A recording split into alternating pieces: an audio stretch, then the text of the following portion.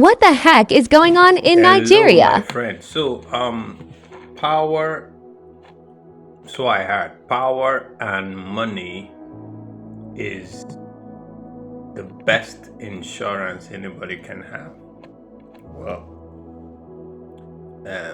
when I heard about that, it really sounds interesting, because everybody is going after power.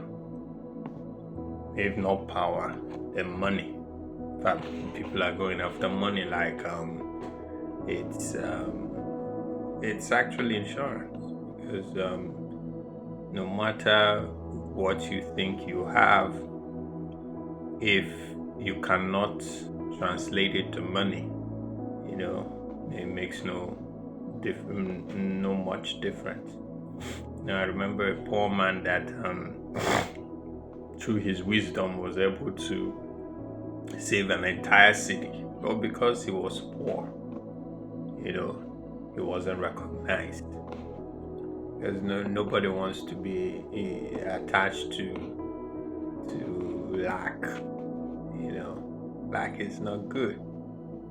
And how do you begin to cry? How do you cry for help when it looks as if you are okay, as it were?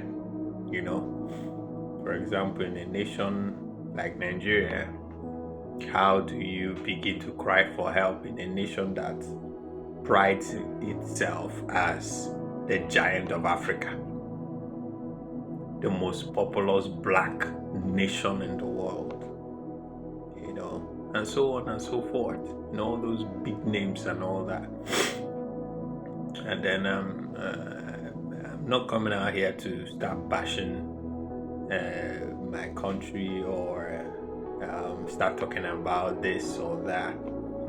We've come to a point that a whole lot of things are happening. In fact, it's the worst, time to live here. We're at the lowest. I don't even think there can be anything lower than this. The economy is not anything to write home about, and so on and so forth. And people are suffering, people are dying. Even the worst of it is that when you speak out, or when you call the government out or certain people, you go on a watch list.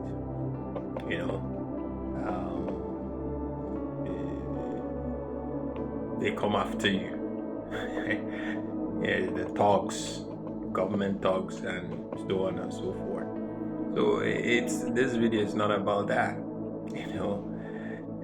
What it's all about is really to come to terms of asking yourself, what the heck is going on in Nigeria? What is really happening? Where did we get it wrong? What is wrong with the administration? What is wrong?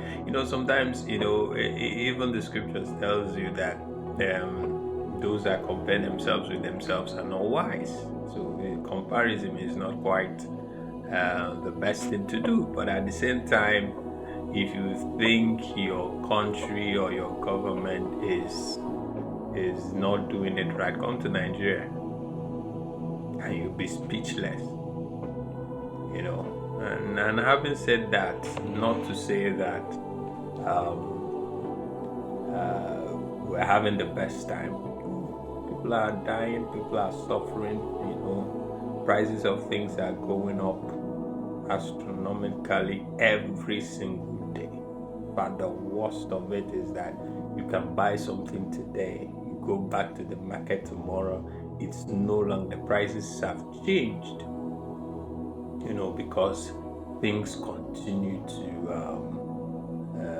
skyrocket. Poor masses are even crying. And the worst of it is that when you are crying and you shouting, and then maybe you hear from the other side, when you cry for help, help, help, and then what you're hearing is nobody's coming to help you. Help yourself. That is so sad. But whatever happens, whichever way, you just have to survive. You just have to make ends meet. You just have to think of something. How do I get out of this? Something has to. Nigeria is one of the countries that become so religious because people seem to think that the best thing to do, even in a moment of crisis, is to run to God. That's why you see the churches booming, even in the midst of the chaos, the economic meltdown, the inflation, the corruption, and so on and so forth. You see people, preferring to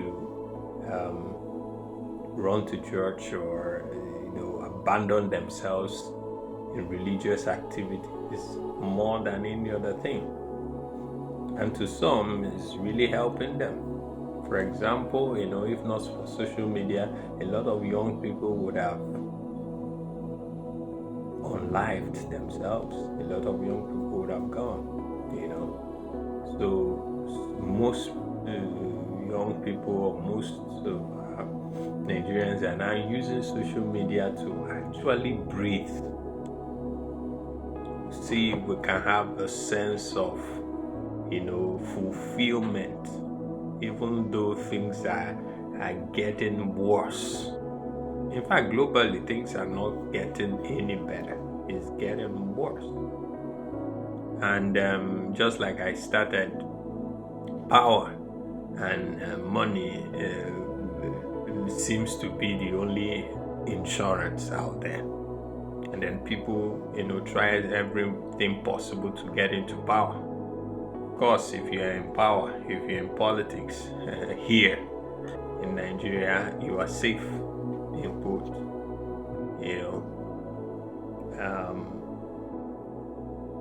There's a disconnect between the poor masses, and their leaders. There's a disconnect. But then what can we do? Continue to speak out. Depending on how you speak out.